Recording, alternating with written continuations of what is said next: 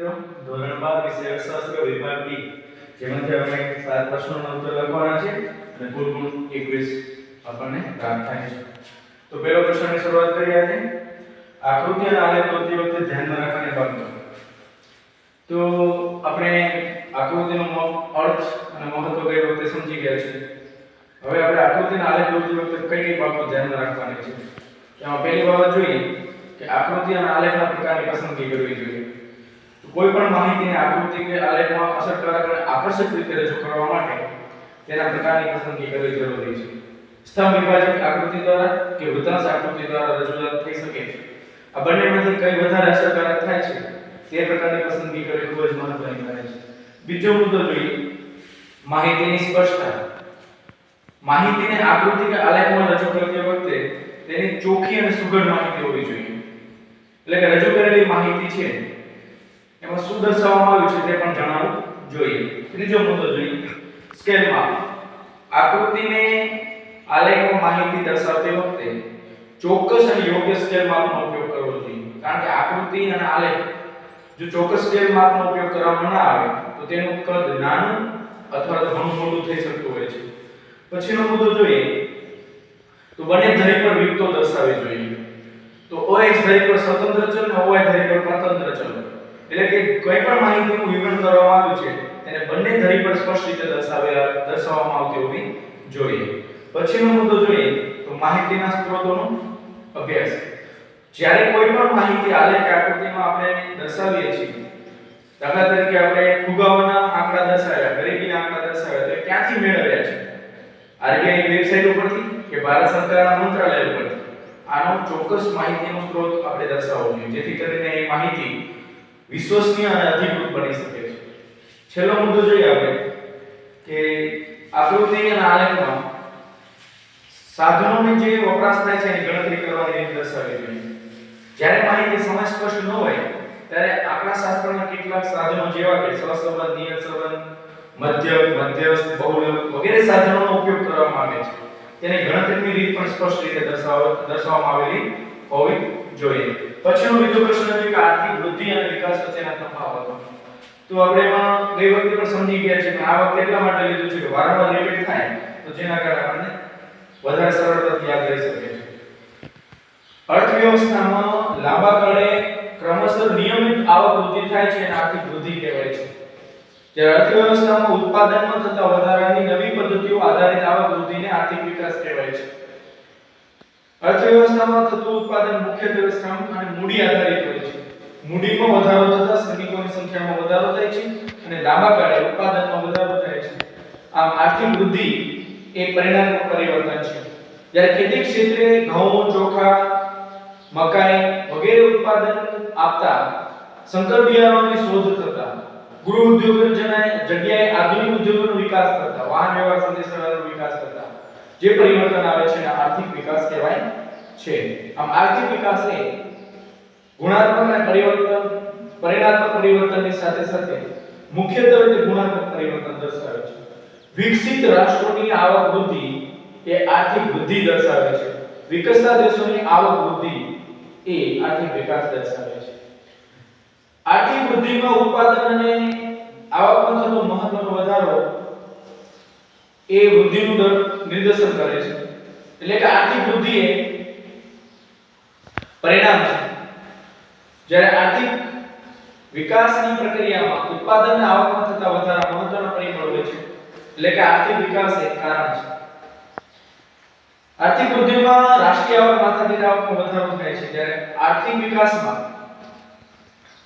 ઉત્પાદનમાં થતા સંશોધનો, ઉત્પાદનની કાર્યક્ષમતા, યંત્રોમાં આવતા પરિવર્તનો, ટેકનોલોજીમાં પરિવર્તન, સુખાકારીમાં વધારો વગેરે આર્થિક વિકાસના નિર્દેશકો દર્શાવે છે. પછીનો પ્રશ્ન જોઈએ તો આર્થિક વિકાસના નિર્દેશક તરીકે રાષ્ટ્રીય આવકની ચર્ચા કરો. તો રાષ્ટ્રીય આવક છે કોઈ પણ દેશની વાસ્તવિક રાષ્ટ્રીય આવકમાં લાંબા ગાળે જો વધારો થતો હોય તો તે આર્થિક વિકાસ થયો છે તેમ કહી શકાય છે. રાષ્ટ્રીય આવકમાં થતો વધારાની ગણતરી સ્થિર ભાવે કરવામાં આવે છે. જો રાષ્ટ્રીય આવકમાં થતો વધારો ઊંચો હોય તો તે દેશનો આર્થિક વિકાસ ઊંચો છે એમ કહી શકીએ છીએ. અને જો આર્થિક વિકાસમાં થતો વધારો નીચો હોય તો તે દેશનો આર્થિક વિકાસ નીચો છે તેમ કહી શકીએ છીએ. જો આર્થિક રાષ્ટ્રીય આવકમાં વધારો ન થાય તો આર્થિક વિકાસની સ્થિતિ સ્થગિત છે એમ કહી શકીએ છીએ. અને આર્થિક વિકાસમાં ઘટાડો થતો હોય એટલે કે રાષ્ટ્રીય આવકમાં ઘટાડો થતો હોય તો તે આર્થિક વિકાસની સ્થિતિ એ પીછેહઠ દર્શાવે છે. આમ રાષ્ટ્રીય આવકમાં આપણે વિશ્લેષણ જોવા હોય તો નોર્વે, અમેરિકા અને ચીનની રાષ્ટ્રીય આવક ભારત, શ્રીલંકા અને પાકિસ્તાન કરતા અનેક ગણી વધારે જોવા મળે છે. એટલે કે એ દેશોનો આર્થિક વિકાસ ખૂબ જ ઊંચી સપાટીએ જોવા મળે છે. ભારતની રાષ્ટ્રીય આવક પાકિસ્તાનની રાષ્ટ્રીય આવક કરતા 8 ગણી વધારે જોવા મળે છે. તેથી આપણે એમ કહી શકીએ છીએ કે પાકિસ્તાન કરતા ભારતનો આર્થિક વિકાસ ખૂબ જ ઊંચો છે. નોર્વે, અમેરિકા, પાકિસ્તાન, શ્રીલંકા વગેરે જેવા દેશો કરતા ચીન અને ભારતની રાષ્ટ્રીય આવક વાર્ષિક આવકની વૃદ્ધિ દર ખૂબ જ વિશેષ જોવા મળે છે. આમ રાષ્ટ્રીય આવકનો આર્થિક વિકાસના નિર્દેશક તરીકેનો માપદંડ વધારે મહત્વ કરતા માથાદીઠ આવકનો માપદંડ ખૂબ જ મહત્વનો બની રહે છે. પછીનો પ્રશ્ન જોઈએ. ચોથો છે ટૂંકનો જ લખો સાપેક્ષ ગરીબી. સાપેક્ષ એટલે સરખાવવું અને ગરીબી એટલે કોઈ પણ વ્યક્તિને ખાવા માટે, ખોરાક પહેરવા માટે, પોશાક અને રહેવા માટે આવાસની પ્રાપ્તિ ન થતી હોય પૂરતા પ્રમાણમાં તો તે વ્યક્તિ ગરીબ છે એમ કહી શકીએ છીએ. સમાજનો અન્ય વર્ગ કોઈ એક વર્ગના સમૂહની આવક ગરીબી હોવાની સ્થિતિ એટલે કે સમાજના ભિન્ન વર્ગોની આવકની સપાટીની સરખામણી તેની આર્થિક પરિસ્થિતિનું મૂલ્યાંકન કરવામાં આવે છે.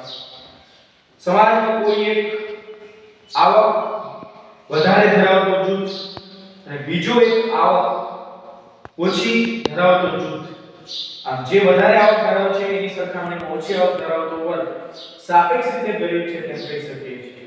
આ સાપેક્ષ ગરીબી કોઈ પણ દેશમાં આવકની અસમાનતા દર્શાવે છે, જેના પરિણામે બે વર્ગોનો ઉદ્ભવ થાય છે. એક ધનિક વર્ગ, બીજું છે ગરીબ વર્ગ. આમ ગરીબ વર્ગ છે ધનિક વર્ગની સરખામણીમાં સાપેક્ષ રીતે ગરીબ છે એમ કહી શકીએ છીએ. કેટલીક પરિસ્થિતિઓમાં સાપેક્ષ ગરીબીનો ખ્યાલ એ જુદા જુદા દેશોમાં જુદી જુદી રીતે જોવા મળે છે. ભારતની અંદર ગરીબોની સરખામણીમાં ધનિકોની સરખામણીમાં ગરીબો જે પરિસ્થિતિમાં જીવી રહ્યા છે સાપેક્ષ રીતે ગરીબીની પરિસ્થિતિમાં જીવી રહ્યા છે એમ કહી શકીએ છીએ. સાપેક્ષ ગરીબીને માપવા માટે આવક જૂથની રચના, લોરેન્જ વક્ર, ગિણી ગુણોત્તર પ્રમાણ વગેરે પદ્ધતિઓ ખૂબ જ મહત્વની બની રહે છે. પછીનો પ્રશ્ન છે હરિયાળી ક્રાંતિનો વેગ અને વિસ્તાર દ્વારા બેરોજગારી સમસ્યા હળવી કરી શકાય છે? તો હા, જરૂરથી બેરોજગારીની સમસ્યા હળવી કરી શકાય છે. હરિયાળી ક્રાંતિ છે ભારત એક કૃષિ પ્રધાન દેશ છે. દેશની મોટા ભાગની વસ્તી રોજગારી માટે કૃષિ ક્ષેત્ર પર નિર્ભર છે. વસ્તીનો મોટો ભાગ રોજગારી માટે કૃષિ ક્ષેત્ર પર આધારિત હોવાથી પ્રચંડ બેરોજગારીનું સર્જન થાય છે. વરસાદની અનિશ્ચિતતા અને સિંચાઈની સગવડોની અભાવના લીધે મોસમી બેકારીનું સર્જન પણ થાય છે. ભારત જેવા દેશની અંદર વસ્તીનો મોટો ભાગ કૃષિ ક્ષેત્ર પર રોજગારી માટે નિર્ભર હોવાથી અન્ય ક્ષેત્રો તરફ આપણે વાળી શકતા નથી. એટલા માટે ગ્રામીણ વિસ્તારના લોકોને જો બેરોજગારીમાંથી દૂર કરવું હોય તો હરિયાળી ક્રાંતિનો વેગ અને વિસ્તારનો વ્યાપ વધારવો પડશે. પીસી મહાલોભિસન જણાવે છે કે કૃષિ ક્ષેત્રમાં 1 કરોડનું મૂડીરોકાણ કરવામાં આવે તો 40,000 જેટલા વ્યક્તિઓને રોજગારી આપી શકાય છે. 4.5% જેટલા ઉત્પાદનમાં વૃદ્ધિ કરી શકાય છે. એવી જ રીતે એમને અંદાજ માર્યો છે કે ઔદ્યોગિક ક્ષેત્રમાં જો 1 કરોડનું મૂડીરોકાણ કરવામાં આવે તો ફક્ત અને ફક્ત 500 વ્યક્તિઓને રોજગારી આપી શકાય છે અને 1.4% ઉત્પાદનમાં વૃદ્ધિ થાય છે. આથી આપણે કહી શકીએ છીએ કે હરિયાળી ક્રાંતિના કારણે જો ઔદ્યોગિક ક્ષેત્ર કરતા કૃષિ ક્ષેત્રમાં વિશેષ મૂડીરોકાણ કરવામાં આવે તો રોજગારીની તકો સર્જાય છે અને બેરોજગારીની સમસ્યા હલ કરી શકાય છે. હરિયાળી ક્રાંતિ છે એ નાના અને મધ્યમ સિંચાઈની યોજનાઓ, પાક સંરક્ષણ, વન વિકાસ તેમજ નવી શોધોના કારણે કૃષિ ઉત્પાદકતામાં વધારો કરી અને બેરોજગારીમાં ઘટાડો કરી શકાય છે.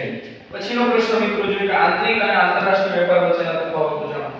આંતરિક વેપાર એટલે આપણે હર વખતે એ જ વાત કરીએ છીએ કોઈ એક દેશની સીમા કે સરહદની અંદર જુદા જુદા પ્રદેશો કે રાજ્યો વચ્ચે થતા વ્યાપારને આંતરિક વેપાર કહેવાય છે. દાખલા તરીકે ગુજરાત અને જમ્મુ કાશ્મીર, પંજાબ અને હરિયાણા વગેરે વગેરે રાજ્યો વચ્ચે થતા વેપારને આંતરિક વેપાર કહેવાય છે. જ્યારે આંતરરાષ્ટ્રીય વેપાર એટલે કોઈ બે જુદા જુદા દેશો વચ્ચે થતા વિનિમય અને ચીજવસ્તુઓ સેવાઓની લેવડ દેવડને આંતરરાષ્ટ્રીય વેપાર કહેવાય છે. દાખલા તરીકે ઓસ્ટ્રેલિયા અને અમેરિકા, ભારત અને પાકિસ્તાન આ દેશો વચ્ચે થતા વેપારને આંતરરાષ્ટ્રીય વેપાર કહેવાય છે. હવે એની તફાવતના મુદ્દા જોઈએ તો પહેલો મુદ્દો છે વ્યાપારનો કદ. આંતરિક વેપાર એક જ દેશની સીમાની સરહદ અંદર થતો હોવાથી આંતરિક વેપારનું કદ નાનું હોય છે. જ્યારે આંતરરાષ્ટ્રીય વેપાર જુદા જુદા દેશોની આંતરરાષ્ટ્રીય સીમા ધરાવતું વિશ્વ વ્યાપી બજાર ધરાવતું હોવાના કારણે આંતરરાષ્ટ્રીય બજારનું કદ વિશાળ હોય છે. બીજો મુદ્દો જોઈએ વિવિધ ચલણો. તો આંતરિક વેપારની અંદર કોઈ એક દેશના ચલણનું માધ્યમ હોવાના કારણે વેપાર કરવામાં સરળતા રહે છે. વિનિમય દર, અંકુશ દરની નીતિઓ એક સમાન હોય છે. જ્યારે આંતરરાષ્ટ્રીય વેપારમાં જુદા જુદા ચલણો હોવાના કારણે અંકુશ દર અને વિનિમય દરની નીતિઓ અલગ અલગ હોય છે, જેના કારણે પ્રશ્નો ઉદ્ભવે છે. પછીનો ત્રીજો મુદ્દો છે ભાષા, સંસ્કૃતિ અને સમાજ. આંતરિક વેપારમાં ભાષા, સંસ્કૃતિ અને સમાજ એક સમાન ધોરણો ધરાવતા હોવાથી વ્યાપાર કરવામાં સરળતા ઉદ્ભવે છે. જ્યારે આંતરરાષ્ટ્રીય વેપારમાં ભાષા, સંસ્કૃતિ અને સમાજ જુદા જુદા હોવાના કારણે કેટલીક સમસ્યાઓ ઉદ્ભવે છે અને લોકોની લાગણી ન દુભાય તે પ્રમાણે વેપાર કરવામાં આવે છે. પછીનો મુદ્દો જોઈએ તો હરીફાઈ.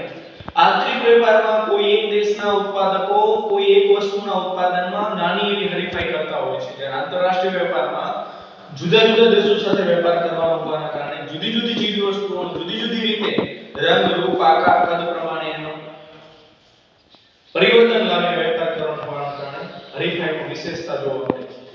વાહન વ્યવહાર ખર્ચ. આંતરિક વેપારમાં એક જ સરહદની અંદર રહીને વેપાર કરવાનો હોવાના કારણે એક જગ્યાએથી બીજી જગ્યાએ જવાનું, ચીજવસ્તુઓ સેવાઓ લઈ જવાનો વાહન વ્યવહાર ખર્ચ ઓછો આવે છે. જ્યારે આંતરરાષ્ટ્રીય વેપારમાં એક દેશની સરહદ ઓળંગીને બીજી દેશની સરહદ વેપાર થતો હોવાના કારણે વિમાન સેવા કે અથવા તો દરિયાઈ વાહન દ્વારા વેપાર થતો હોવાના કારણે વાહન વ્યવહાર ખર્ચ ખૂબ જ વધારે આવે છે. પછીનો મુદ્દો છે ગ્રાહકોને સંતોષ. તો આંતરિક વેપારમાં શિક્ષણ, સજાગતા, મૂલ્યો, પસંદગી વગેરેનું સમાન ધોરણ કદ હોવાના કારણે ગ્રાહકને સંતોષ થાય આપી શકાય છે. જ્યારે આંતરરાષ્ટ્રીય વેપારમાં આંતરરાષ્ટ્રીય દ્રષ્ટિએ ગ્રાહકના વર્તનની આગાહી કરવી ખૂબ જ મુશ્કેલ બને છે. છેલ્લો મુદ્દો છે કાયદાની વ્યવસ્થા. તો આંતરિક વેપારમાં વેરા અને કાયદાને લગતા પ્રશ્નો ખાસ ઉપસ્થિત થતા નથી, કારણ કે એક જ દેશની સરહદની અંદર એક સમાન કાયદાઓ હોય છે. જ્યારે આંતરરાષ્ટ્રીય વેપારમાં જુદા જુદા દેશો સાથે વેપાર કરતા હોવાના કારણે વેરા અને કાયદાના પ્રશ્નો ઉપસ્થિત થાય છે. આ બધા મુદ્દા હતા આંતરિક અને આંતરરાષ્ટ્રીય વેપાર વચ્ચેનો તફાવત. હવે છેલ્લો પ્રશ્ન મિત્રો જોઈ લઈએ. વિશિષ્ટ આર્થિક વિસ્તારોનો મહત્વ સમજાવો. હવે વિશિષ્ટ આર્થિક વિસ્તારો એટલે એક એવો ભૌગોલિક કરમુક્ત વિસ્તાર છે જેના આર્થિક કાયદાઓ દેશના કાયદાઓથી અલગ હોય છે. વિશિષ્ટ આર્થિક વિસ્તારો ખૂબ મહત્વ જોઈએ તો વિદેશી મૂડીરોકાણને આકર્ષવા માટે અને આંતરરાષ્ટ્રીય બજારોનો વિકાસ વધે તે માટેના કાયદાઓ અંકુશ મુક્ત કરી અને હળવું વાતાવરણ સર્જવાનું છે. બીજો મુદ્દો જોઈએ તો વિશિષ્ટ આર્થિક વિસ્તારોનો ખાસ કરીને વિદેશી મૂડીરોકાણ એટલે કે FDI ને આપણા દેશના અર્થતંત્રમાં વધારે પ્રમાણમાં લાવી દેશના ઉત્પાદન પદ્ધતિઓમાં સુધારા કરી અને વિશ્વવ્યાપી બજાર અન્ય દેશોની સમકક્ષ બનાવવાનો મુખ્ય હેતુ રહેલો છે. ભારતની અંદર વિશિષ્ટ આર્થિક વિસ્તારોની 8 સંખ્યામાં સ્થાપના કરવામાં આવેલી છે અને 18 વિશિષ્ટ આર્થિક વિસ્તારોની સ્થાપના કરવા માટે કેન્દ્ર સરકાર પાસે દરખાસ્ત મૂકવામાં આવેલી છે. આ વિશિષ્ટ આર્થિક વિસ્તારોની સ્થાપના 1 એપ્રિલ 2000 ના રોજ કરવામાં આવેલી હતી અને જુદા જુદા રાજ્યોની અંદર એની વિસ્તાર કરવામાં આવેલો છે. છેલ્લો મુદ્દો જોઈ લઈએ મિત્રો. વિશિષ્ટ આર્થિક વિસ્તારોનું નિર્માણ સરકાર, સંયુક્ત ક્ષેત્ર, ખાનગી વ્યક્તિ, રાજ્ય કે રાજ્યકીય સંસ્થાઓનો હસ્તક હોય છે અને સંચાલન નિયંત્રણ તેમના દ્વારા થાય છે. આજે વિદ્યાર્થી મિત્રો આપણે 3 ગુણ ધરાવતા દરેક પ્રશ્ન 21 કુલ ગુણ 21 ધરાવે છે, જેના આપણે આજે ચર્ચા કરી છે. આશા રાખું છું કે આવનાર બોર્ડની એક્ઝામની અંદર આપને આ પ્રશ્નો ખૂબ જ લાભદાયી અને વિશેષ ગુણ લાવી આપે એવી આશા સાથે